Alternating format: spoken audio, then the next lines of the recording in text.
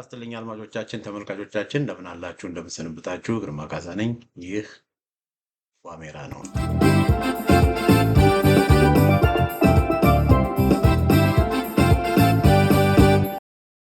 በዛሬው የዋሜራ መርሃ ግብራችን አዲስ አበባ አፍንጫ ስር የፋኖ እንቅስቃሴ በሚል ርዕስ ሰሞኑን በዚህ ሳምንት በአዲስ አበባ ዙሪያ ስለተደረጉ አንዳንድ ክስተቶች በፋኖ ስለተደረጉ አንዳንድ ክስተቶች አንዳንድ መረጃዎች ይዤላችሁ መጥቻለሁ።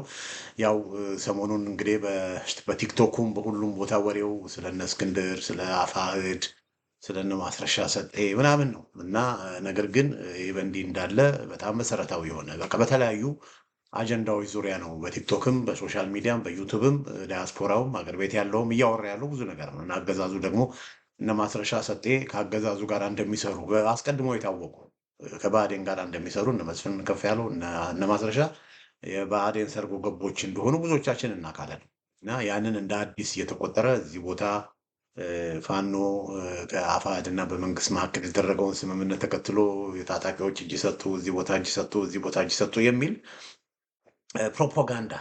ፕሮፓጋንዳ አገዛዙ በስፋት እያወራ ነው። ያው ብዙ ሚዲያዎችንም ስለሚቆጣጠር ከፍሎ ያሰማራቸው ዲጂታል ብልጽግናዎችን በብዛት ስለሆኑ ያው ብዙ ሰው እነዚህን ነገሮች እየሰማ ትንሽ የመደናገር ነገር ይታያል በአንዳንድ ወገኖች። ነገር ግን ሜዳ ላይ ያለው ሁኔታ ምንድን ነው የሚለውን ግን ካየን ሜዳ ላይ ወገኖች ፋኖ በጣም ትልቅ ስራዎች እየሰራ ያለበት ሁኔታ ነው ያለው። በዚች ሳምንት ብቻ በወሎ በአማራ ፋኖ በወሎ በሚኒሊክ እዝ እንደገና ጉባኤ አድርገው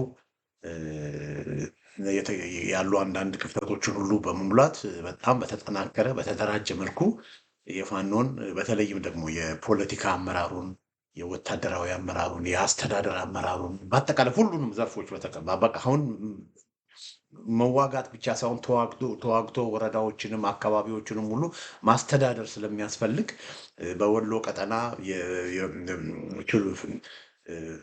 ምንድን ነው የህግ ሰዎችን አንዳንድ የዳኝነት ስራ ካስፈለገ ያንን የሚተገብሩ የህግ ሰዎችን አስተዳደር ላይ የሚሰሩ ሰዎችን በቂ ሎጂስቲክ ላይ የሚሰሩ ሰዎችን በቃ በዝርዝር ብቃትና ችሎታ ባለው መልኩ መድቦ ጉባኤ አድርጎ ያንን ለህዝብ ይፋ አድርጓል። አፋብኃ ሚኒሊክ እዝ ማለት ነው። በወሎ ቀጠና የሚንቀሳቀሱት የፋኖ አደረጃጀቶች በቃ መንግስታዊ መልክ እንዳላቸው የሚያሳይ ስራዎችን እየሰሩ ነው። እንደምታውቁት በርካታ ወረዳዎችን እንደዚሁም በርካታ ቀበሌዎችን በአሁኑ ጊዜ በወሎ ፋኖች ነው እየተቆጣጠሩ ያሉት። በተመሳሳይ ሁኔታ በሸዋም እንደዚሁ በጣም ስር የሰደደ ብዙ ስራዎች ሲሰሩ ነበረ። በአዲስ አበባ ደጃፍ የሚንቀሳቀሱ የከሰም ኮር እንግዲህ በሸዋ ውስጥ በአዲስ አበባ ዙሪያ የሚንቀሳቀሰው የፋኖ ኃይል ቢኖር የከሰም ኮር ነው። ሌሎች ኮሮች ይኖራሉ፣ ጎንደር፣ ጎጃም፣ ወሎ፣ ሸዋ ውስጥም ሌሎች ኮሮች ይኖራሉ። ግን በዋናነት በአዲስ አበባ ዙሪያ የሚንቀሳቀሰው ለአዲስ አበባ ቅርብ የሆነው በአዲስ አበባ አፍንጫ ስር የሚንቀሳቀሰው የከሰም ኮር ነው እና የከሰም ኮር 3 ክፍለ ጦሮች በውስጡ አሉት። አንደኛው የቡልጋ ክፍለ ጦር ይባላል። በዋናነት በበረሀትና በአሳግርት ወረዳ አካባቢ ነው የሚንቀሳቀሰው። ሌላው ደግሞ የኃይለማርያም ማሞ ክፍለ ጦር አለ። የኃይለማርያም ክፍለ ጦር ማሞ ከደቡብ ጫጫ ጀምሮ እስከ እንዳለ ሀገረ ማርያም ወረዳ እነ ሸኖ እነ አለልቱ እነ ሐሙስ ገበያ ምናምን ያሉበት አካባቢ ማለት ነው። ሀገረ ማርያም ወረዳ እዛ አካባቢ በስፋት የሚንቀሳቀስ በጣም ትልቅ ክፍለ ጦር ነው የኃይለማርያም ማሞ ክፍለ ጦር። ወደ ታች ወረድ ስንል ደግሞ የነበልባል ክፍለ ጦር አለ። የነበልባል ክፍለ ጦር በምንጃር ሸንኮራ በስፋት የሚንቀሳቀስ ነው እና በጣም ትልቅ የሆነ ስራ እዛ አካባቢ እየተሰራ ያለበት ሁኔታ ነው ያለው። አድማጮቻችን፣ ተመልካቾቻችን እንግዲህ እዚህ ጋር የምታዩት ፎቶ እንግዲህ ያው የከሰም ኮር አመራሮች ናቸው እና የከሰም ኮር በአዲስ አበባ አፍንጫ ስር ያለው የከሰም ኮር አመራሮች ጉባኤ አድርገው የከሰምን ኮር በቃ በፖለቲካ ዘርፍ የሚሰሩ፣ በአስተዳደር በድርጅታዊ ጉዳይ ላይ የሚሰሩ፣ በወታደራዊ ጉዳይ ላይ የሚሰሩ ለምን አሁንም በዛ በምንጃር ወረዳ፣ በበረሀት ወረዳ፣ በአሳግርት ወረዳ፣ በሀገረ ማርያም ወረዳ፣ በአዲስ አበባ ቅርብ እነዚህ በአማራ ክልል ውስጥ ያሉ ወረዳዎች ብቻ ሳይሆን ኦሮሞ ክልል ውስጥም ራሱ በርካታ ኦሮሞ ክልል ተብሎ ተሸንሽኖ አብዛኛው አማራ ነው የሚኖርበት። ግን ኦሮሞ ክልል የተወሰኑ ኦሮሞዎች ስለሚኖሩ ኦሮሞ ክልል ተብሎ ተካቷል። እና ኦሮሞ ክልል የተካተቱትን ብዙ በጊምቢቹ ወረዳ በተለያዩ ወረዳዎች ኦሮሞ ክልል ውስጥ ያሉ አዲስ አበባ ዙሪያ ያሉ ቀበሌዎችን ሙሉ ፋኖች ተቆጣጥረው እያስተዳደሩ ያለበት ሁኔታ ነው ያለው እና ድርጅታዊ መልክ በያዘ መልኩ በፋኖ ስም ወንጀሎች እንዳይሰሩ በፋኖ ስም ህዝብን የማጉላላት ስራ እንዳይሰራ የግዴታ በፋኖ ስም የሚንቀሳቀሱ በሙሉ በድርጅት በመዋቅር በዲሲፕሊን መጠርነፍ ስላለባቸው ያንን የሚያደርግ እንዳለ በአጠቃላይ ሀገረ ማርያም ወረዳን፣ በረከት ወረዳን፣ ምንጃር ሸንኮራ ወረዳን እና አሳግርት ወረዳን እንደዚሁም ደግሞ አዲስ አበባ ዙሪያ ያሉ ወረዳዎችን ቀበሌዎችን ያካተተ መጠነ ሰፊ የሆነ መንግስታዊ መዋቅር ያለው አደረጃጀት ተሰርቶ ይፋ ተደርጓል በዚህ ሳምንት። እንግዲህ ይሄ አሁን እያወራሁላችሁ ያላችሁት በእዝ ደረጃ በክፍለ በጠቅላይ ግዛት ደረጃ በወሎ አለ። እንደዚሁ ደግሞ በኮር ደረጃ ደግሞ የከሰም ኮር በይፋ ያንን ያደረገበት ሁኔታ ነው ያለው። እንግዲህ ይሄ በአደረጃጀት ዙሪያ ነው እና የአደረጃጀት ስራ ስልጠናዎችን የማድረግ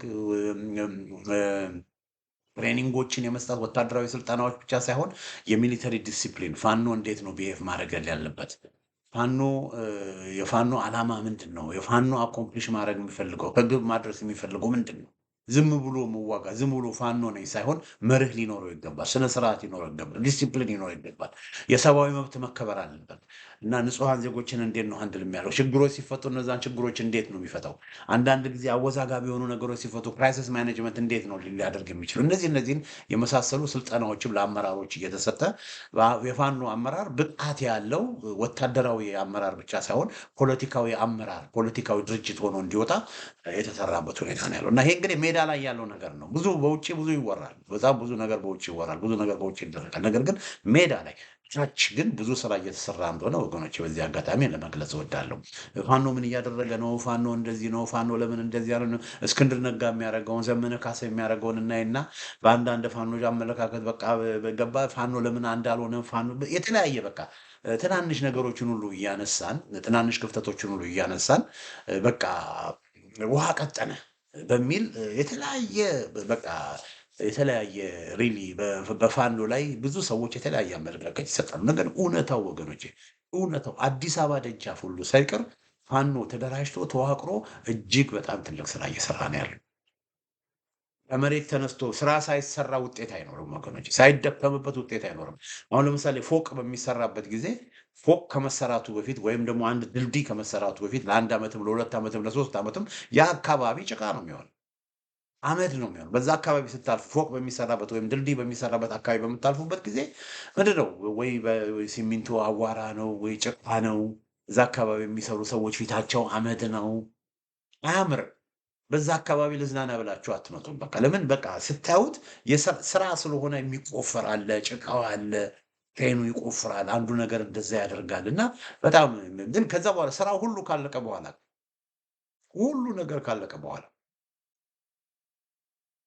ፎቅ ሁሉ ካለቀ በኋላ እዛ አካባቢ አትክልቶች ተተክለው ዛፎች ተተክለው ሁሉ ነገር ካለቀ በኋላ ግን ያኔ ዋው ይባላል። እንደዛ ከማማሩ በፊት ግን ምንድን ነው አመድ የለበሱ ወዛደሮች፣ ኢንጂነሮች፣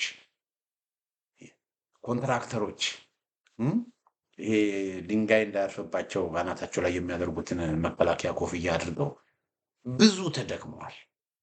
ከመሬት ተነስቶ በአንዴ በቃ ያማረ ፎቅ ሁን እንደሚባለው እንደዛ የሚሆን ነገር አይደለም። ተሰርቶ ነው። አንድ ነገር ውጤት ከማየታችን በፊት 1 ዓመት 2 ዓመት 3 ዓመት ተደክመዋል እና ፋኖዎችም ጋር ብዙዎቻችን በአንዴ ለውጥ እንዲያመጡ በአንዴ አዲስ አበባ ገብቶ በአንዴ ብዙ ነገር እንዲያደርጉ እንፈልጋለን። ነገር ግን ያ ሁሉ ከመሆኑ በፊት ምን መሆን አለበት? ብዙ የሚሰራ ስራ መሰራት አለበት። ውጣ ወረድ አለው፣ አፕ ኤንድ ዳውን አለው። ያንን ብዙዎቻችን እንዘነጋለን። እና ቅጽበታዊ የሆነ ውጤት ከፋኖ እንጠብቅ። ፋኖዎች ወገኖቼ ፋኖዎች እንደኛ ሰዎች ናቸው። በብዙ ችግርና በብዙ መከራ ውስጥ ነው የሚያልፉት። በብዙ ውጣ ውረድ ውስጥ ነው የሚያልፉት። የሎጂስቲክ የሪሶርስ ችግር አለባቸው። የኮሚኒኬሽን ችግር አለባቸው። አንዱ አመራር ከአንዱ አመራር ጋር በነፃነት አይገናኝም፣ መነጋገር አይችልም። ለምን ኔትወርኩን የተቆጣጠረው አገዛዙ ነው። በአንድ አካባቢ ተገናኝተው ከሄዱ በየጊዜው የድሮን ቅኝት አለ።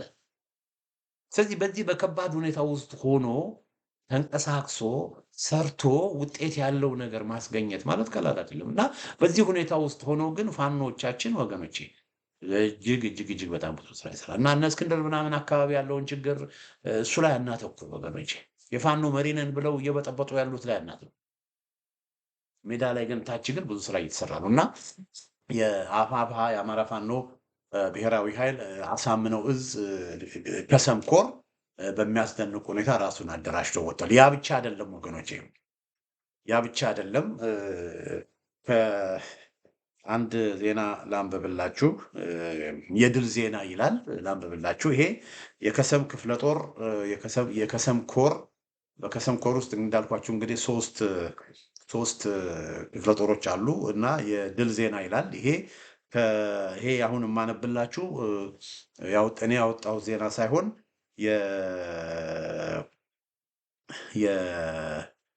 የአፋብኃ ደቡብ አማራ ቀጠና አሳምነው እዝ ከሰም ኮር የህዝብ ግንኙነት ክፍል ኃላፊ አርበኛ ይታገሱ ጌታሁን ይፋ ያደረገው ነው እና አርበኛ ይታገሱ ጌታሁን እንግዲህ በይፋ ነው እንግዲህ አሁን የከሰም ኮር አደረጃጀት ሲደረግ የህዝብ ግንኙነት ክፍል ኃላፊ የኮሩ የህዝብ ግንኙነት ክፍል ኃላፊ ሆኖ የተመደበ ነው እና አርበኛ ይታገሱ ጌታሁን የተናገረ ነው። ህልውናችን በተባበረ ክንዳችን አፋብኃ ደቡብ አማራ ቀጠና አሳምነው እዝ የህዝብ ግንኙነት ዜና ክፍል ህዳር 29 ቀን 2018 ዓ.ም የወጣውን ዜና ነው ማነብላችሁ እና እንደወረደ ነው ማነብላችሁ። ከዛ በኋላ በዚህ ዙሪያ ላይ ምን እንደሆነ በካርታ አሳይቼ ያለውን ነገር ነገራቸዋለሁ። ምን እንደሚለው የከሰም ኮር ኃይለማርያም ማሞ ክፍለ ጦር 4ኛ ቦጋለ ሬጂመንት ከአባት አርበኞች ጋር በመጣመር ታላቅ ጀብዱ ፈጸመ ይላል ዜናው። የአፋብኃ ደቡብ አማራ ቀጠና አሳምነው እዝ የከሰም 2ኛ ኮር ኃይለማርያም ማሞ ክፍለ ጦር 4ኛ ቦጋለ ሬጂመንት ከአባት አርበኞች ጋር ተቀናጅቶ በሸኖ ከተማ በመግባት በጠላት ላይ ከባድ ኪሳራ ደርሷል። በምን ላይ በመግባት ነው የሚለው? በሸኖ ከተማ ላይ ሸኖ የምትለውን ያዙ። እንግዲህ ይሄ ሸኖ ከተማ ላይ ፋኖች ኦፕሬሽን ሲያደርጉ ለመጀመሪያ ጊዜ ነው ማለት ነው እና ሸኖ የት እንደሆነ ወደ በኋላ አሳያቸዋለሁ። የኃይለማርያም ማሞ ክፍለ ጦር 4ኛ ቦጋለ ሬጂመንት ከአባት አርበኞች ጋር ከአዲስ አበባ 60 ኪሎ ሜትር ርቀት ላይ የምትገኘው ሸኖ ከተማ ድረስ ዘልቆ በመግባት የብልጽግናን አራጅ ሰራዊት ረፍርፎታል ይላል ዜናው። የብልጽግና ዙፋን አስጠባቂ ሰራዊት የሸኖ ከተማን እና የአካባቢውን ማህበረሰብ አስገድዶ ለስብሰባ እያስወጣ ባለበት ወቅት የኃይለማርያም ማሞ 4ኛ ቦጋለ ሬጂመንት ከአባት አርበኞች ጋር ሰርጎ በመግባት 3 የጠላት ኃይል እስከ ወዲያኛው ሸኝተው 5ቱን ደግሞ አቁስለዋል ይላል እና እነዚህ ሞስሊ በሸኖ ከተማ አካባቢ ይንቀሳቀሱ የነበሩት የኦሮሞ ልዩ ኃይል ፖሊሶች ናቸው ማለት ነው እና የወገን ምት ያበሳጨው የብልጽግና ዙፋን አስጠባቂ ሰራዊት ያለ የሌለ ግትልትል ኃይሉን ከሰንቦና ቃጫ ተልትሎ በ3 ግንባር አውደ ውጊያ ባካሄድም በሚገባው ቋንቋ በማናገር ልክ አስገብተውታል ብሎ የህዝብ ግንኙነት ክፍል ኃላፊ ይፋ ያደረገው ዜና ይገልጻል። ይህ ግትልትል ሰራዊት በፊጦ አላ መስኖ ቀበሌ ግንባር፣ በጫጫ መንደር፣ በአራጌቻ ግንባር እና በሸኖ ከተማ ዳር ለማጥቃት ቢሞክርም አይቀጡ ቅጣት ተቀጥቶ እና ተዋርዶ ወደ መጣበት ብሎ እንዲፈረጠጥ ተደርጓል ይላል። እንግዲህ የአማራ ፋኖ ብሔራዊ ኃይል አሳምነው እዝ የከሰም ኮር የህዝብ ግንኙነት ኃላፊ በመጨረሻም ይላል የኃይለማርያም ማሞ ክፍለ ጦር 4ኛ ቦጋለ ሬጂመንትና የአባት አርበኞች ጠላት ያቀደውን የስብሰባ አጀንዳ እንዲቋረጥ በማድረግ በሰላም ወደ ምንድብ ቦታቸው ተመልሰዋል ብሎ ይሄ ዜና ይናገራል። መረጃውን ያደረሰን እንግዲህ የአፋብኃ ደቡብ አማራ ቀጠና አሳምነው እዝ ከሰም ኮር የህዝብ ግንኙነት ክፍል ኃላፊ አርበኛ ይታገሱ ጌታሁን ነው እንግዲህ ያደረገው እና ይሄ እንግዲህ አሁን የወጣ ህዳር 29 ቀን የወጣ ዜና ነው እና ይህንን በተመለከተ አንዳንድ ካርታዎች ላሳያችሁ። ይሄ የሆነው የት ነው የሚለውን አንዳንድ ካርታዎች ላሳያችሁ። እዚህ ጋራ ታዩታላችሁ አይደል ወገኖቼ? ይሄ እንግዲህ የምታዩት እንግዲህ በቀይ ችትና እና በቀይ ያለው ቦታ አዲስ አበባ ከተማ ነው እና አዲስ አበባ ከተማ እንግዲህ ሸኖ ያለው ወደ እንግዲህ ይሄ አካባቢ በሙሉ አዲስ አበባ አፍንጫ ስር ያሉ አካባቢዎች ናቸው። እዚህ ጋራ 5 ዋና ዋና መንገዶች እናያለን። ወደ አዲስ አበባ የሚያስገቡ 5 ዋና ዋና መንገዶች እናያለን። አንደኛው ያው ወደ ወደ መከጡሪ በመከጡሪ በፍቼ በሱሉልታ በጫንጮ አድርጎ ወደ መከጡሪ የሚሄደው ነው እና መከጡሪ ላይ መንታ መንገዶች አሉ። አንዱ መንታ መንገድ ወደ ለሚ በእንሳሮ አድርጎ ወደ ሸዋ ወደ ሰሜን ሸዋ ወደ መራቤቴ የሚሄድ ነው። ሌላው ደግሞ የሚገነጠለው በደብረ ጽጌ በኩል አድርጎ በፍቼ አድርጎ ወደ ጎጃም የሚሄድ መንገድ ነው እና ሁለቱን መንገዶች ከመራቤቴ የሚመጣውም ከደጀን የሚመጣውንም የሚያገናኘው ቦታ ምን ይባላል? መከጡሪ ይባላል። እና መከጡሪ ከመከጡሪ በታች ጫንጮ አለ። ከጫንጮ በኋላ አዲስ አበባ በሉት። ከጫንጮ በኋላ አዲስ አበባ በሉት። እዛው ሱሉልታ እዛችሁ ናት። በቃ ጫንጮ ማለት ያው አዲስ አበባ ማለት ነው። የአዲስ አበባ አካባቢ ማለት ይቻላል ጫንጮ። ይሄ እንግዲህ አንዱ መስመር ነው። ሌላው መስመር ያው ከወለጋ የሚመጣው በቡራዩ በኩል ያለው መስመር ነው። በዛ አካባቢ ብዙም የፋኖ እንቅስቃሴ የለም፣ ያው የታወቀ ነው። ሌላው በጅማ መስመር የሚመጣው በሰበታ የሚመጣው ወደ ሰበታ የሚመጣው መስመር ነው። ሌላው ደግሞ ከጉራጌ ዞን ወደ ወደ መልካ ቁንጡሬ ምናምን የሚባለውን አልፎ ወደ ሰበታ የሚመጣው መንገድ ነው። ሌላው ሁለቱ ወደ አዲስ አበባ የሚያስገቡት ቁልፍ መንገዶች እነሱ ላይ ነው ዛሬ ትኩረት የማደርገው። ቁልፍ መንገዶች አንዱ ወደ አስመራ መንገድ፣ በአስመራ መንገድ ወደ ደብረ ብርሃን የሚወስደው መስመር ወደ ደብረ ብርሃን የሚወስደው መስመር እዚህ ጋር እንደምታዩት ለገጣፎ አለ። ከለገጣፎ ለገዳዲ አለ። እዚህ ጋር አልከትኳትም። ለገዳዲ አድርጎ ከለገዳዲ ወደ እዚህ ጋር ከለገዳዲ ሰንዳፋ እንገባለን። ሰንዳፋ ራሱ የአዲስ አበባ አካል ነው የሚባለው። ሰንዳፋ ቤታቸውን አድርጎ አዲስ አበባ የሚሰሩ ሰዎች አሉ እና ሰንዳፋ ማለት አዲስ አበባ ማለት ነው ወገኖች። ሰንዳፋ ማለት አዲስ አበባ እና ከሰንዳፋ አለልቱ አለ። አለልቱ እንደገባን አማራ ክልል እንገባለን። ተመልከቱ፣ እዚህ ጋር አያችሁ። አለልቱ ውስጥ እንደገባን አማራ ክልል ይገባል። አለልቱ ራሱ አማራዎች ናቸው በብዛት የሚኖሩት፣ ግን የተወሰኑ ኦሮሞዎች ስለሚኖሩ አለልቱን ትልቅ ከተማ ስለሆነች ወደ ኦሮሞ ክልል ከተቷት እንጂ አለልቱ ራሱ አማራ ክልል ውስጥ መግባት የነበረባት ግን እንደዛ እንትን ተመልከቱ፣ እንዴት አድርገው በቃ የዘረኝነት እንትናቸውን እንዴት አድርገው አገሪቷን አማራ ኦሮሞ ብሎ እንዴት አድርገው እንደሸነሸኑት ተመልከቱ።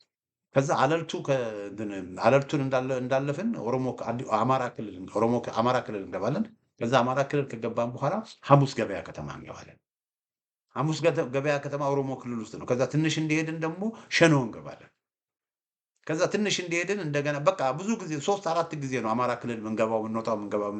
መጨረሻ ላይ ጫጫ እንገባለን ማለት ነው። ከጫጫ በኋላ ወደ ደብረ ብርሃን እና ይሄ መስመር የደብረ ብርሃን መስመር ማለት እና በዚህ መስመር ከሰንዳፋ ጀምሮ ወገኖች ከሰንዳፋ ጀምሮ እስከ ጫጫ ድረስ ባለው መስመር የአማራ ፋኖ ብሔራዊ ኃይል የኃይለማርያም ክፍለ ጦር በስፋት የሚንቀሳቀስ የኃይለማርያም ክፍለ ጦር በስፋት ምን የሚያደርጉበት ነው የሚንቀሳቀሱበት ቦታ። ሰንዳፋ በእይታቸው ውስጥ ናት። አለልቱ በእይታቸው ውስጥ ናት። ሐሙስ ገበያ በእይታቸው ውስጥ ናት። ሸኖ በእይታቸው ውስጥ ነው እና ከሸኖና ከአለልቱ እዚህ ጋር አይታችሁት ከሆነ ሸኖን በብርቱካማ ቀለም ቀብቻታለሁ። ሐሙስ ገበያንም በብርቱካማ ቀለም ቀብቻቸዋለሁ። እነዚህን ያደረግኩበት ምክንያት ምንድን ነው? ከ3 ሳምንት በፊት የኃይለማርያም ክፍለ ጦር ሐሙስ ገበያ ራሱ ገብተው በርካታ የኦሮሞ ልዩ ኃይሎችን የኦሮሞ ፖሊሶች ላይ እርምጃ ወስደው መሳሪያዎቻቸውን ማርከው እዛ አካባቢ ትልቅ ስራ ሰርተው ነው የወጡት። ሐሙስ ገበያ ከተማ ኦሮሞ ክልል ውስጥ የተጠቃልለው ሐሙስ ገበያ ከተማ ውስጥ ትልቅ ኦፕሬሽን አድርገው ወደ ቤዛቸው ወደ እነ ኮረመሽ ወደ እነ ሾላ ገበያ አካባቢ ተመልሰዋል ማለት ነው። እና ሾላ ገበያ ኮረመሽ ላይ በብዛት የሚንቀሳቀሱት በስፋት ይህንን አካባቢ ገጠራማ አካባቢውን ሁሉ ሳይቀር በአስተማማኝ ሁኔታ ጠብቀው የተንቀሳቀሱ ያሉት የአማራ ፋኖ ብሔራዊ ኃይል ያሳምነው እዝ የከሰም ኮር የኃይለማርያም ክፍለ ጦር ፋኖች ናቸው። ይሄ መስመር በቃ ፋኖ በነፃነት እንደ ልብ የሚንቀሳቀስበት ቦታ ነው። አለልቱ ከተማ፣ ሐሙስ ገበያ ከተማ፣ ሸኖ ከተማ እና አሁን ቅድም ያነበብኩላችሁ ዜና እንግዲህ የሆነው በዚህ በሸኖ ውስጥ ነው። ለመጀመሪያ ጊዜ ነው ፋኖች ሸኖ ከተማ ገብተው ኦፕሬሽን ሲሰሩ ለመጀመሪያ ጊዜ ሸኖ በጣም ቁልፍ ቦታ የሆነችበት ሁኔታ እንዴት ነው መሰላችሁ? ሸኖ አንዱ ይሄ የዋናው መንገድ በጫጫ አድርጎ ሌላ ካርታ ላሳያችሁ።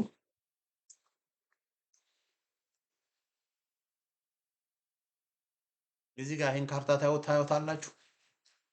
እዚህ ጋር እንግዲህ 1 2 3 4 ምናምን ብዬ 1 2 3 4 ብዬ እንዴት ወደ አዲስ አበባ እንደሚገባ የጻፍኩት የእንትን የጻፍኩበት ቦታ ነው። 1 2 3 4 ብዬ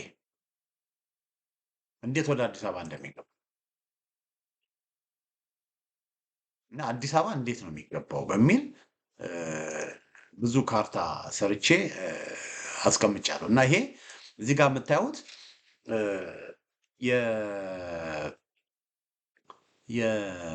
ከደራ በአንድ ቁጥር ላይ የጻፍኩት ከደራ በኢጀሬ በምናምን በኩል አድርገው እንዳልኳችሁ በፍቼ አድርገው በደብረ ጽጌ አድርገው ፋኖዎች በመከጦሪ መግባት ይችላሉ። አንዱ መንገድ ያ። ሌላው መንገድ ደግሞ ከመራ ቤቴ በለሚ በኩል አድርገው መከጦሪ መምጣት ይችላሉ። ስለዚህ ከደራ በአቦቴ ኢዳቦ አድርጎ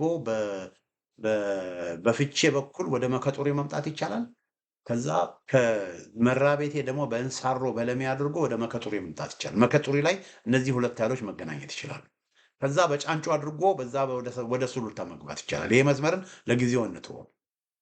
አሁን ሌላው እዚህ ጋር የምትመለከቱት በሸኖ ከላይ ከሞረትና ጅሩ ከነ ደነባ ከነ ምናምን በደነባ በኩል አድርጎ ቀጥታ ወደ ታች አስፋልት መንገድ የለም፣ ትልቅ መንገድ የለም። ጥርጊያ የእግር መንገድ ነው ያለው። በእግር መንገድ ቀጥታ ወደ በሐሙስ ገበያ ሌላ ምንድን ነው አርብ ገበያ ነው ምናምን ይባላል። ሌላ ሐሙስ ገበያ ነው። በዛ በኩል ቀጥታ ወደ ታች አድርገው ቀጥታ ወደ ሸኖ መግባት ይቻላል። በ3 ቁጥር የጻፍኩት ማለት ነው። ሌላው ደግሞ በጫጫ በኩል አድርጎ በደብረ ብርሃን መስመር በዋናው መንገድ ወደ ሸኖ። ስለዚህ ሸኖ ከሁለት አቅጣጫ የፋኖ ኃይል ቢመጣ እነሱን ሊያገናኝ የሚችል ኃይል ነው እና በጣም እዛ አካባቢ አገዛዙ ትልቅ ትኩረት ሰጥቶት እየጠበቀ ያለው ኃይል ነው እና እዚህ አካባቢ ነው እንግዲህ ሸኖ ውስጥ ነው እንግዲህ በጣም ቁልፍ። ሸኖ ማለት ልክ እንደ መከጦሪ ከፍቼ የሚመጣውና ከለሚ ከመራቤት የሚመጣውትን የሚያገናኝ ከተማ እንደሆነ ሸኖም ደግሞ እንደዚሁ ሁለት ከተሞች ከሁለት አቅጣጫ የሚመጣ መንገድ የሚያገናኝ ነው እና ሁለቱንም አካባቢዎች እንግዲህ ቁልፍ አካባቢዎች ናቸው ማለት ነው እና ሸኖ ላይ እንግዲህ የፋኖዎች ገብተው ኦፕሬሽን ለመጀመሪያ ጊዜ አድርገዋል። አዲስ አበባ አፍንጫ ስር ፋኖች ገብተው በቃ እንቅስቃሴ ያደርገዋል ማለት ነው። የኃይለ ማርያም ክፍለ ጦር የከሰምኮር የአፋብሃ አሳምነው እዝ ከሰምኮር ኃይለ ማርያም ክፍለ ጦር በዚህ መልኩ እንቅስቃሴ ያደርገዋል። ወደዚህ ልውሰድላችሁና ወደዚህኛው ካርታ ደግሞ ልምጣና ሌላው ምንድነው አድማጮቼ እንግዲህ ምን ብያችኋለሁ? የከሰምኮር የኃይለ ማርያም ክፍለ ጦር በስፋት ሰንዳፋ ዙሪያ፣ አለልቱ ዙሪያ፣ ሐሙስ ገበያ፣ ሸኖ፣ ጫጫ እነዚህ አካባቢዎች በስፋት የፋኖ የኃይለ ማርያም ክፍለ ጦር ይንቀሳቀሳል። ሌላው በስፋት አዲስ አበባ አፍንጫ ስር ደግሞ የሚንቀሳቀሰው የነበልባል ክፍለ ጦር ነው። የነበልባል ክፍለ ጦር እንደምታውቁት ባልጪ፣ አረርቲ አካባቢ ምንጃር ሸንኮራ ነው የሚንቀሳቀሰው እና የነበልባል ክፍለ ጦር በተወሰነ መልኩም ደግሞ ወደ ላይ ስምንት የኃይለማርያም ክፍለ ጦር የጨንፌ ዶንሳ ከተማ አለ። ጨንፌ ዶንሳ ማለት ከአዲስ አበባ በስተምዕራብ ያለች በአማራ ክልልና በአዲስ አበባ መካከል ያለች ከተማ ናት። የረር ተራራ አካባቢ ማለት ነው እና ይሄ ግንቢቹ ወረዳ ይባላል። ጨንፌ ዶንሳ ያለበት ቦታ ግንቢቹ ወረዳ ይባላል እና ጨንፌ ዶንሳ ውስጥ በብዛት የሚኖሩት ከተማ ውስጥ አማራዎች ናቸው። የግንቢቹ ወረዳም ደግሞ በብዛት የሚኖሩት አማራዎች ናቸው። ግን የተወሰኑ ኦሮሞዎች ስለሚኖሩ አዲስ አበባን ደግሞ ኦሮሚያ ናት ብለው በኦሮሚያ ውስጥ ለመጠቅለል ስለፈለጉ ከአዲስ አበባ በስተምዕራብ ከአዲስ አበባ በደብረ ብርሃን መስመር እነ ሰንዳፋ እነ ሸኖ ሁሉ አማርኛ ተናጋሪዎች አማራዎች በብዛት ቢኖሩበትም አዲስ አበባን የኦሮሞ ናት ለማለት በኦሮሞ ክልል ውስጥ ለማጠር በርካታ አማራዎች በብዛት የሚኖሩበትን አካባቢ ወደ ኦሮሞ ክልል ጠቅልለውታል እንጂ ጨፌ ዶንሳን ብትሉ ግንቢቹ ወረዳ እዚህ አካባቢ ያለው በሙሉ አማራዎች በብዛት ይኖራሉ። እና እዚህ አካባቢ ግንቢቹ ወረዳ በርካታ ቀበሌዎች ከ19 ምናምን በላይ የበሉ ቀበሌዎች በአሁኑ ጊዜ የአማራ ፋኖ አሳምነው እዝ ከሰም ክፍለ ጦር እየተቆጣጠረው እያስተዳደረ ያለበት ሁኔታ ነው ያለው። ይህ እንግዲህ ሜዳ ላይ ያለው ሁኔታ ነው። አዲስ አበባ ደጃፍ በርካታ ቀበሌዎችን ፋኖዎች ተቆጣጥረው እያሰደ ኦሮሞ ክልል የሚባለው ማለት ነው። ስለዚህ አንዳንዶች ወደ ትግሉን ከአማራ ክልል ለምንድን ነው የማይወጣው ብለው በጣም ፋኖን የሚተችዋል። ወገኖች አማራ ክልል ትግሉ ከአማራ ክልል እንቅስቃሴው ትግሉ አዲስ አበባ ደጃፍ ላይ እየተደረገ ባለፈው ፕሮግራም ወለጋ ላይ ይደረግ እንደነበረም ሪፖርት ሰርቻለሁ። አሁን ደግሞ እዚህ ጋር እያወራን ያለ ነው ኦሮሞ ክልል ውስጥ እንቅስቃሴ እየተደረገ ነው። አዲስ አበባ ዙሪያ ጥናት ባለው መልኩ በተቀናጀ መልኩ ጥንቃቄ ባለው መልኩ ሴሌክቲቭ የሆነ በጣም በጣም ጥንቃቄ ያለው ስራዎችንና ኦፕሬሽኖችን ፋኖች እያደረጉ እና ሸኖ ከተማን እዛ ከተማ ገብተው ኦፕሬሽን አድርገዋል። ከአንድ ወር ነው ከ3 ሳምንት በፊት ደግሞ ሐሙስ ገበያም ራሱ ኦሮሞ ክልል ውስጥ ገብተው ኦፕሬሽን አድርገዋል። እና ጨፌ ዶንሳ ወረዳ ውስጥ ደግሞ የግንቢቹ ወረዳ ውስጥ ደግሞ በርካታ ጨፌ ዶንሳ ከተማ ውስጥ ራሱ ገብተው ኦፕሬሽን ያደረጉበት ጊዜ አለ። እንደገና እዚህ አካባቢ ያለውን ደግሞ በርካታ የገበሬ ቀበሌዎችን ሁሉ ተቆጣጥረው እያስተዳደሩ ብዙ ቀበሌዎች እና በስፋት ያለምንም ችግር እዚህ አካባቢ ፋኖች መንቀሳቀስ ይችላሉ። ወደታች በምንወርድበት ጊዜ እዚህ ጋር አላከበብኩትም፣ በቢጫ አላከበብኩትም። ኢጀሬ የምትባል ከተማ አለች። ኢጀሬ ማለት ከአረርቲ ማለት የምንጃር ሸንኮራ ዋና ከተማ ናት። ከአረርቲ ወደ ሞጆ በሚወስደው መንገድ ላይ ያለች ከተማ ናት እና ኢጀሬ ከተማም እንደዚሁ አማራዎች በብዛት የሚኖሩበት ነው። ነገር ግን የተወሰኑ ኦሮሞዎች ስለሚኖሩ ኦሮሞ ክልል ትጠቃለለች እና የአማራ ፋኖ እዛ አካባቢ የሚንቀሳቀሱ የአማራ ፋኖዎችም ኢጀሬ ከተማ ድረስ ሁሉ ገብተው ኢጀሬ ከተማን ሁሉ አልፈው በኢጀሬ እና በሞጆ መካከል ያሉ አንዳንድ ቀበሌዎች ላይ ሁሉ ኦፕሬሽን አድርገዋል። ስለዚህ ሞጆ ደጃፍ ኦፕሬሽን አድርገዋል ማለት ነው። ሞጆ ደጃፍ ከ3 ወር በፊት የአማራ ፋኖ ብሔራዊ ኃይል አሳምነው ዕዝ ነበልባል ክፍለ ጦር የወለንጪቲ ከተማ 37 የሚሆኑ ፋኖዎች አማራ ክልል ተሻግሮ በመሄድ የወለንጪቲ ከተማ ገብተው በወለንጪቲ ከተማ ሰርጂካል የሆነ ኦፕሬሽን አድርገው እዛ አካባቢ የነበሩ የኦሮሞ ፖሊሶችን እነሱ ላይ እርምጃ ወስደው እዛ አካባቢ የነበሩ መሳሪያዎችን፣ ስንቅ፣ ራሽን በሙሉ ተቆጣጥረው ማድረግ ያለባቸውን ነገር አድርገው ወደ ስፍራቸው ተመልሰዋል ማለት ነው። እና እዚህ ጋር እንግዲህ ቀስ ብለን ስናይ ሸኖ ከተማ፣ ሐሙስ ገበያ፣ ጨፌ ዶንሳ፣ ኢጀሬ እና ወለንጪቲ 5 ከተሞች ኦሮሞ ክልል ውስጥ ያሉ 5 ከተሞች የአማራ ፋኖ ብሔራዊ ኃይል አሳምነው ዕዝ ከሰምኮር ነበልባል ክፍለ ጦር እና ኃይለማርያም ክፍለ ጦር የተለያየ ጊዜ ኦፕሬሽን አድርገዋል ማለት ነው። ስለዚህ ያለው ሜዳ ላይ ያለው ሁኔታ ይሄ ነው። አንዳንዶች ምንድን ነው የሚሉት አዲስ አበባ ዙሪያ ያለው ኦነግ ነው። ኦነግ አዲስ አበባ ዙሪያ የለም። ኦነግ አዲስ አበባ ሱሉልታ ላይ ወይ ምንድን ነው መታራ ምናምን አካባቢ የሚያግቱት ኦነጎች አይደሉም። የሚያግቱት የኦሮሞ ብልጽግናዎች ናቸው። የአካባቢው የወረዳው የዞኑ የአካባቢው የቀበሌው የወረዳ ተወካዮች ናቸው ኦነግ በሚል እየዘረፉ እያገቱ ሚሊዮኖችን እየጠየቁ ያሉት እንጂ ኦነግ የለም። እዚህ አካባቢ ኦነግ የለም። ይሄ አካባቢ የኦነግ ኮንስቲትዌንሲ አይደለም ወገኖች። አዲስ አበባን ጨምሮ አዲስ አበባ ዙሪያ ያለው አካባቢ የኦነግ ኮንስቲትዌንሲ አይደለም። ይሄ አካባቢ ወገኖቼ ባሌ ዲንሾና ወለጋ፣ ምዕራብ ወለጋ፣ ቄለም ወለጋ ወይ ደንቢዶሎ አይደለም። አንፊሎ የምዕራብ ቄለም ወለጋ አንፊሎ ወረዳ አለ። አንፊሎ ወረዳ ማለት የኦነግ ዋና ቦታ ማለት ነው። የነ ጃልመሮ ዋና ቦታ ማለት ነው። ይሄ አካባቢ አንፊሎ አይደለም ወገኖቼ። ወይ ይሄ አካባቢ ዲንሾ አይደለም፣ ባሌ ዲንሾ አይደለም። የኦነግ ኮንስቲትዌንሲ አይደለም። እዚህ ኦሮሞ ክልል ውስጥ ብለው ቢሉም ኦሮሞ ክልል ውስጥ ነው ብለው ቢሉም ይሄ አካባቢ የኦነግ ኮንስቲትዌንሲ አይደለም። እዚህ አካባቢ በብዛት የሚኖሩት አዲስ አበባም ከአዲስ አበባ ዙሪያም እንዳለ አለልቱ ብትሄዱ፣ ሸኖ ብትሄዱ፣ ደብረ ዘይት ብትሄዱ፣ ናዝሬት ብትሄዱ፣ ኢጀሬ ብትሄዱ፣ ጨፌ ዶንሳ ብትሄዱ፣ ሱሉልታ ብትሄዱ በብዛት የሚኖረው አማርኛ ተናጋሪ ውህድ ኢትዮጵያዊ ወይም አማራ።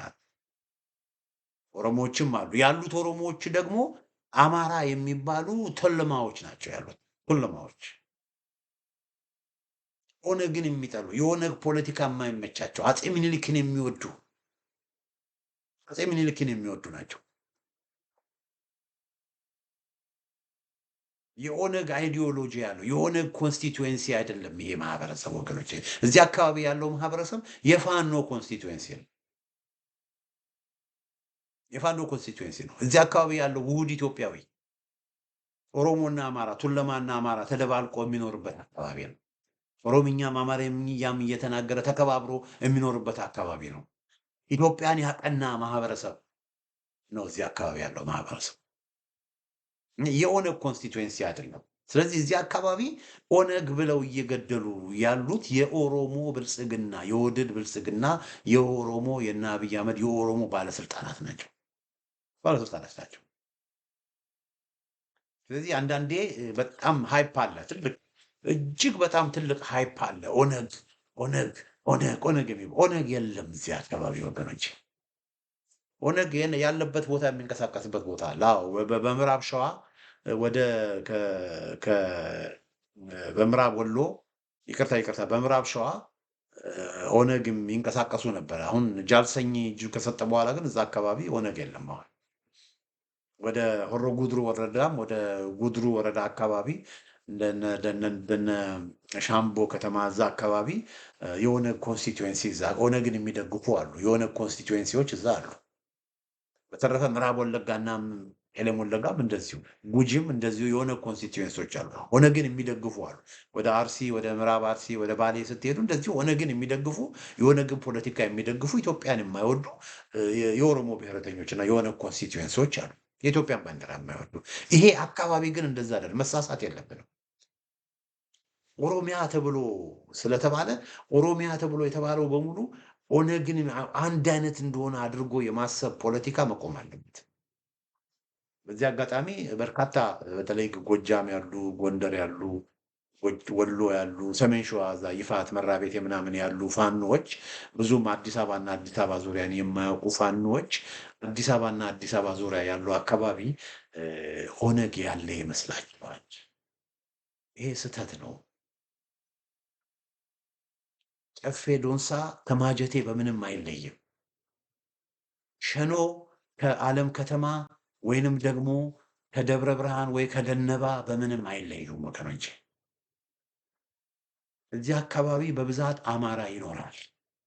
እዚህ አካባቢ በብዛት አማራ ከቱለማ ኦሮሞ ጋር ተደባልቆ ይኖራል። ውህድ ኢትዮጵያዊ እዚህ በብዛት አለ። እዚህ አካባቢ የሚኖሩም ደግሞ ቱሉማም ደግሞ የፋኖን ፖለቲካ የኢትዮጵያዊነትን ፖለቲካ የሚደግፍ ነው። ስለዚህ ይሄንን አካባቢ እንደ ወለጋና እንደ ባሌ አድርጋችሁ ባትቆጥሩት ጥሩ ነው። እውቀት ስለሌለ ነው። ይሄ አካባቢ ይሄን እዚያ ከአዲስ አበባና አዲስ አበባ ዙሪያ ያሉን አካባቢ በቃ ኦሮሞ ክልል ውስጥ ስላለ እንደ ምዕራብ ወለጋና እንደ ኤሌም ወለጋ እንደ ባሌና እንደ ምዕራብ አርሲ የመቁጠር ነገር አለ እና መስተካከል አለበት። በዚህ ምክንያት እኮ ነው ፋኖች አሁን ግንቢቹ ወረዳ ከአዲስ አበባ በስተ ምዕራብ ያለ ወረዳ ነው። አዲስ አበባንና አማራ ክልልን መካከል ያለ ወረዳ ነው ግንቢቹ ወረዳ፣ ትልቅ ወረዳ። በግንቢቹ ወረዳ እኮ በብዛት እኮ ገበሬው ህዝቡ እኮ ፋኖን ደግፎ ራሱን በራሱ እኮ ያስተዳድራል። የኦነግ ኮንስቲትዌንሲ ቢሆን ኖሮ ይሄ አካባቢ አንድ ፋኖ እዛ አካባቢ አይኖርም ነበር። ይሄን አንድ ፋኖ ግን ይሄ አካባቢ የኦነግ ኮንስቲትዌንሲ አይደለም። አዲስ አበባ ዙሪያ ያለው አካባቢ የፋኖ ኮንስቲትዌንሲ ነው። ይህንን ፋኖች ማወቅ አለባቸው። በተለይ የሚያውቁ ሰዎች አሉ፣ ግን የማያውቁ አሉ። እዛ ጎንደር አካባቢ የተወለዱ፣ ጎጃም አካባቢ የተወለዱ፣ አዲስ አበባና አዲስ አበባ ዙሪያ ስላለው ዲሞግራፊ የማያውቁ፣ በአጠቃላይ ስለ ኢትዮጵያ ብዙ የጠለቀ ግንዛቤ የሌላቸው ብዙ ሰዎች አሉ እና እነሱን ራሳቸውን ኤዱኬት ማድረግ አለባቸው የሚል እምነት ነው ያለኝ። እና እዚህ ጋር ሌላ እንድታየው የምፈልገው ቅርበቱን ደግሞ ተመልከቱ። አሁን ለምሳሌ ከአማራ ክልል አረርቲ ከዛ ባልጪ አለ። ከባልጪ አዲስ አበባ ስንት ነው? 30 ኪሎ ሜትር 30 ኪሎ ሜትር። እንደገና ደብረ ዘይት 24 ኪሎ ሜትር 24 ኪሎ ሜትር። ሞጆ 18 ኪሎ ሜትር ከአማራ ክልል ያላችሁ። ናዝሬት 15 ኪሎ ሜትር። አንድ ቀን ከእንቅልፋችን ስንነሳ ናዝሬት ከተማ ውስጥ ፋኖ ገብተው ኦፕሬሽን አደረጉ የሚል ዜና ከሰማን አንደነቅ ወገኖች። ለምን? ርቀቱን ተመልከቱ። 15 ኪሎ ሜትር። ወለንጭቲ ያው ነግሬያቸዋለሁ ከዚህ በፊት ፋኖዎች ገብተዋል። ለምን? ስንት ነው? 7 ኪሎ ሜትር። ስለዚህ በማንኛውም ጊዜ አዲስ አበባ ዙሪያ ማናቸውንም አይነት ኦፕሬሽን ፋኖች ያሉ ይሄ እንግዲህ እንደምንዳዋችሁ የከሰም ኮር ነው ነገር የከሰም ኮር እንቅስቃሴ ነው የሚያቸው። አሁን በአማራ ክልል ውስጥ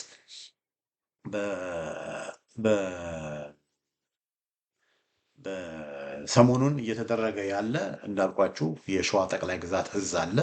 የሸዋ ጠቅላይ ግዛት እዝ ከአፋብኃ ጋራ ንግግር እያደረገ ነው። አንዳንዶቹ አፋብኃና አፋ ንግግር እያደረጉ ነው የሚሉት፣ ግን አስራዛን ኮንሰርንድ አፋህድ አብን ነው ብዬ ነው የማምነው። አፋህድ ኢንፊልትሬትድ ሆኗል። ስለዚህ አፋህድ አለ ብዬ እኔ መናገር አልችልም። ነገር ግን አፋህድ ውስጥ ያሉ ሀቀኛ የሆኑ ሰዎች እነሱ ራሳቸው እንደ አፋህድ ቆጥረው ከሆነ አላውቅም፣ እነሱ ከአፋብኃ አመራሮች ጋር እየተነጋገሩ ነው እና ያ ንግግር ውጤት አፍርቶ ሸዋ ውስጥ የነበረው ግሪድሎክ፣ ሸዋ ውስጥ የነበረው መጠላለፍ በአፋሕድ ምክንያት በእነ እስክንድር ነጋ ምክንያት ሸዋ ውስጥ የነበረው መጠላለፍ እልባት አግኝቶ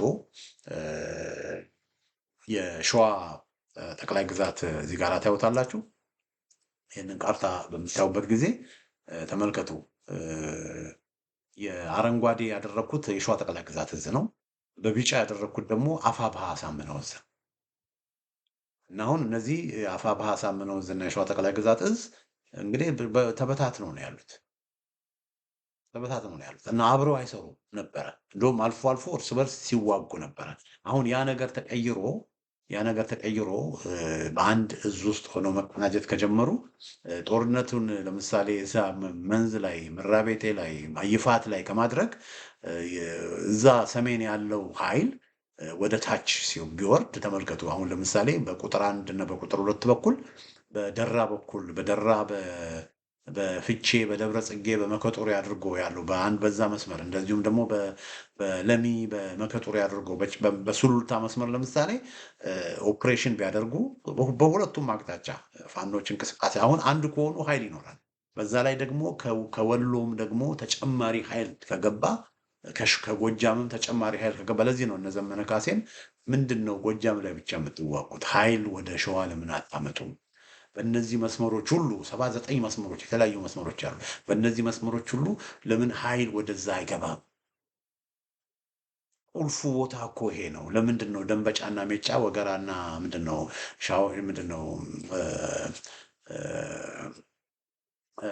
ማጀቴን እንትን ነው ዱር ቤቴና መሸንቴ ጃዊና አዊ ላይ ብቻ የምትዋጉት?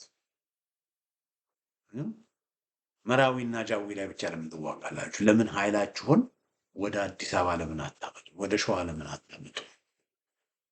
ለምን ጦርነቱ እንዲራዘም ታደርጋላችሁ? ለምን ስትራቴጂክ ምሪት አትሰጡም? ብለን እነ ዘመነ ካሴን ቻሌንጅ የምናደርገው በዚህ ምክንያት። አሁን ኦልሬዲ አዲስ አበባ ዙሪያ የከሰም ኮር ትልቅ ኮር አለ። እሱ ራሱ ትልቅ ስራ አዲስ አበባ ዙሪያ እየሰራ ነው። በአሁኑ ጊዜ እንዳልኳችሁ ትልቅ ስራ እየሰራ ነው። እሱን የከሰምን ኮር ለማገዝ ተጨማሪ ኃይል ከጎጃም ቢመጣ ከወሎ ቢመጣ እንዳልኳችሁ በ1 እና በ2 በጻፍኩበት በለሚ በኩልና በደራ በኩል ወደ ታች ወደ መከጦሪ ወደ ጫንጮ ወደ ሱሉልታ መምጣት ይቻላል።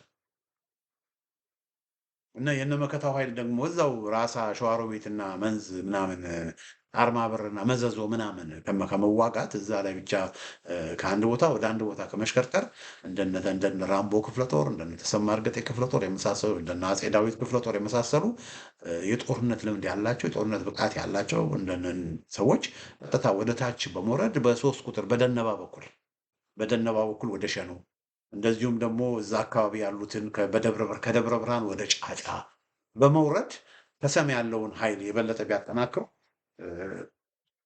እንዳልኳችሁ ነው። በብዙ አቅጣጫ ወደ አዲስ አበባ መግባት ይቻላል። እንደምታዩት ቁጥር 1 በሸኖ በደራ በኩል በደራ በአቦቴ ዳቦ ተደርጎ በደብረ ጠጌ በመኮጡሪ በጫንጮ በሱሉልታ ቁጥር 1። ቁጥር 2 ከመራቤቴ በለሚ አድርጎ በለሚ አድርጎ በመኮጡሪ ጫንጮ ሱሉልታ አዲስ አበባ። ቁጥር 3 ከደነባ በሐሙስ ገበያ ምናምን አድርጎ ሸኖ ሰንዳፋ አዲስ አበባ። ቁጥር 4 ቀጥታ ከደብረ ብርሃን በጫጫ አድርጎ ሸኖ ሰንዳፋ አደርቱ አዲስ አበባ። አያችሁ እንዲህ ያለ ሜዳ። ቁጥር 5 ቀጥታ ከምንጃር በጨፌ ዶንሳ በኩል ወደ ሰንዳፋ አድርጎ ወደ አዲስ አበባ መግባት ይቻላል። እንዲህ እያልን ታያላችሁ። ቁጥር 9 ቀጥታ በጨፌ ዶንሳ በየረር በኩል ቀጥታ በምስራቅ በኩል ወደ አዲስ አበባ፣ ከዛ በጨፌ ዶንሳ አድርጎ በአረርቲ በባልጪ በጨፌ ዶንሳ አድርጎ ከዛ በደብረ ዘይት በኩል አድርጎ ወደ አዲስ አበባ፣ ከዛ በአረርቲ ጀሬ አድርጎ በሞጆ አድርጎ በደብረ ዘይት አድርጎ በአዲስ አበባ፣ ከዛ በናዝሬት አድርጎ በሞጆ አድርጎ በአዲስ አበባ፣ በወለንጭቲ አድርጎ በሞጆ አድርጎ በብዙ መልኩ ወገኖቼ አዲስ አበባን በብዙ አቅጣጫ መቆጣጠር ይቻላል። ኃይል አቅሙ አለ፣ አቅሙ አለ። ጎጃም ያለው ኃይል፣ ጎንደር ያለው ኃይል፣ ወሎ ያለው ኃይል፣ ሸዋ ያለው ኃይል ወገኖቼ ልነግራችሁ አልችልም፣ ልነግራችሁ አልችልም። ይህ ኃይል ትልቅ ውጤት እንዳያመጣ እንቅፋት የሆነው እንዳልኳችሁ የነ እስክንድር ነጋ ጉዳይ፣ የነ ዘመነ ጉዳይ፣ መሪ እንሁን መሪ አንሁን አፋድ አፋጣ ምናምን እያሉ በቃ ይሄ የተወሰኑ ግለሰቦች ለፖለቲካ ስልጣን ብለው ፋኖን እንዲያምሱ ስለተፈቀደላቸው እና አሁንም እግዚአብሔር ያሳያችሁ። እንግዲህ በከሰም ትልቅ እንቅስቃሴ እየተደረገ በአዲስ አበባ ደጃፍ ትልቅ እንቅስቃሴ እየተደረገ እንግዲህ ከ3 ቀን በፊት ነው ይሄን ዜና የሰማነው። በአዲስ አበባ እንደዚህ አይነት እንቅስቃሴ እየተደረገ ብዙዎቻችን ብዙ ሚዲያዎቹ በሙሉ ግን ምንም የምናወራ የነበረው ምንድነው ስለ እስክንድር ስለ አፋፋ ስለ ማስረሻ ሰጤ ነው። አያችሁ። እና እንደዚህ አይነት ትላልቅ ዜናዎች ምን ሆኑ ማለት ነው ተሸፈኑ። ስለዚህ ይሄ ነው እንግዲህ እየሆነ ያለው አዲስ አበባ አፍንጫ ስር በጣም ደስ የሚያሰኝ የፋኖ እንቅስቃሴ እየተደረገ ነው። ይሄንን ፋኖች በሚያደርጉበት ጊዜ መጨረሻ ላይ የምለው ነገር አገዛዙ ሳያቀርቱ አይደለም ወገኖች። አንዳንዶች ይህንን ለአገዛዙ ምልክት እየነገርኩ ነው ምናምን የምትሉት አገዛዙ ያውቃል። የኃይለማርያም ክፍለ ጦርን አገዛዙ ያውቃል። የነበልባል ክፍለ ጦርን አገዛዙ ያውቃል። ከ4 ወር ነው ከ5 ወር በፊት 2 ኮር ወገኖች የከሰም ክፍለ ጦር ነበር የሚባለው ወይ ከሰም ኮር ከማደጉ በፊት ጀነራል ተፈራ ማሞም እዚህ ነው ያሉት እና ጀነራል ተፈራ ማሞን ለመግደል የከሰም ኮርን ደግሞ የነበልባል ክፍለ ጦር ምናምን በሙሉ ለመደምሰስ 2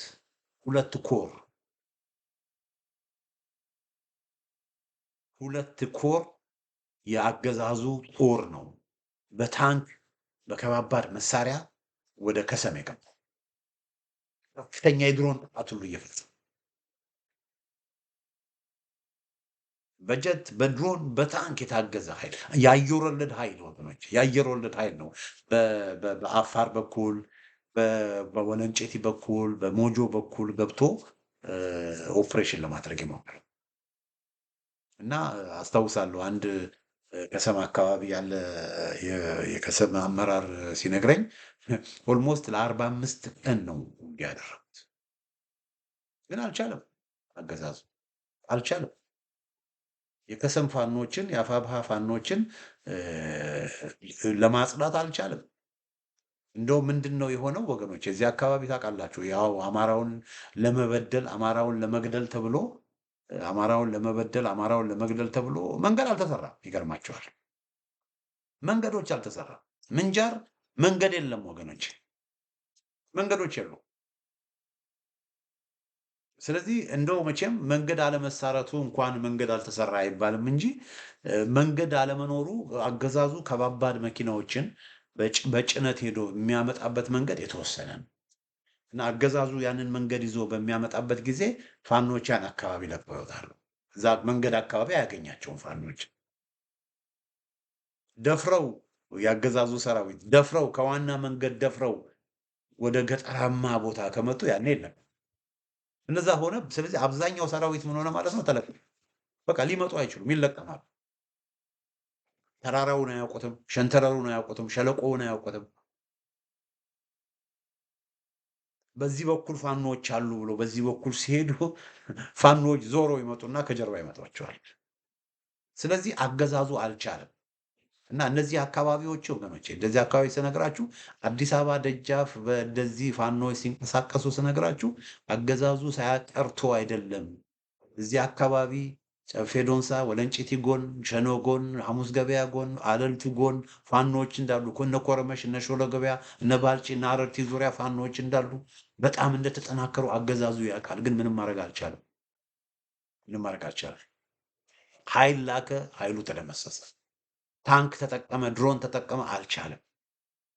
እንደውም በአስደማሚ ሁኔታ የሸዋ ፋኖች በጣም እኔ አንድ 4 ቀን በፊት አንድ ያነጋገርኩት የሸዋ ፋኖ አመራር እዛ አካባቢ ያለ ሰው ሲነግረኝ ወደ ወንድሜ ግርማ ልነግርህ አልችልም እንዴት እንደተጠናቀናል።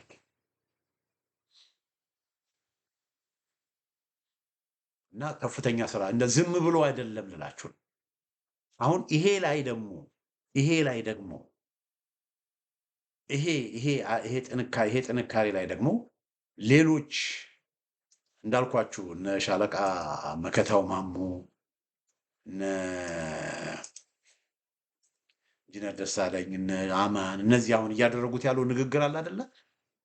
ይሄ እያደረጉት ያለው ንግግር ደግሞ ተሳክቶ እርስ በርስ ሰይጣን በመካከላቸው ገብተው በአፋሕድ ምክንያት በእነ እስክንድር ምክንያት እርስ በርስ ውዝግብ ውስጥ የነበሩ ፋኖች አሁን እንደገና ተስማምተው አንድ ሆነው ወሎ ያሉ ወንድሞችም ሸዋ፣ ጎንጃም ያሉ ወንድሞችም ሸዋ ያሉ ወንድሞችም እንደዚሁ ደግሞ ወደ ሸዋ ቢመጡ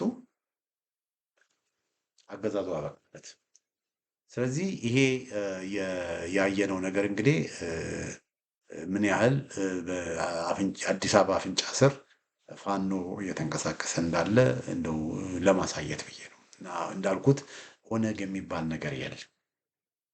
ኦነግ የሚባል ነገር የለም።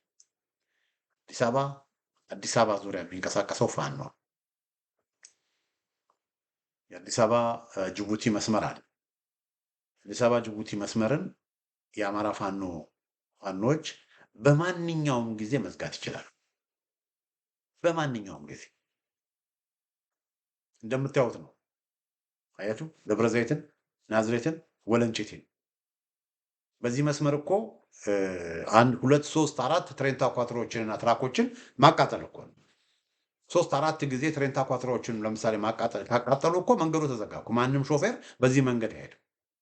አያችሁ፣ ግን ፋኖች ያንን አያደርጉም። ለምንድን ነው ፋኖች ያንን የማያደርጉት? የአዲስ አበባ ሕዝብ ኦልሬዲ በኑሮ ውድነት እየተሰቃየ ነው። የአዲስ አበባ ሕዝብን ቀንበር ላይ አድርገው እያሰቃዩት ነው። እና አዲስ አበባ ዲስታቢላይዝድ እንድትሆን ፋኖች አይፈልጉም። ኃላፊነት ይሰማቸዋል። ኃላፊነት የሚሰማቸው ታጣቂዎች ናቸው። እና አዲስ አበባ ውስጥ አገዛዙን አንቆ አገዛዙን አሸንፎ ማንበርከክ እንጂ ለአገዛዙ ተብሎ የአዲስ አበባ ከተማ ትርምስ ውስጥ እንድትገባ አይፈለግም። ስለዚህ ጥንቃቄ ባለው መልኩ ነው በአዲስ አበባ ዙሪያ እየተደረገ ያለው ኦፕሬሽን እየተደረገ ያለው ጥንቃቄ ባለው መልኩ ዙሪያ ነው እንጂ እዚህ ጋር እንደምታዩት ወለንጭቲ ማለት መንገድ ማለት ነው። የአዲስ አበባ ጅቡቲ መንገድ ያለች ማለት ነው፣ 7 ኪሎ ሜትር። ስለዚህ በማንኛውም ጊዜ ፋኖች እዚህ መጥተው ይህን ቦታ መዝጋት ይችላል። እንደው ለመረጃ ያህል ብዬ ነው። ስለዚህ የፋኖ አቅም እዚህ ደረጃ ነው ወገኖቼ፣ የፋኖ አቅም እዚህ ደረጃ። እንግዲህ አድማጮቼ ፋኖን እንቅስቃሴ በተመለከተ የፋኖ ትግል አዲስ አበባ አፍንጫ ስር ነው የፋኖ እንቅስቃሴ በሚል ርዕስ ስር ያዘጋጀው ዝግጅት እንግዲህ ይህን ይመስላል። በሌላ ጊዜ በተመሳሳይ ፕሮግራም እስክንገናኝ ደህና ሁኑ።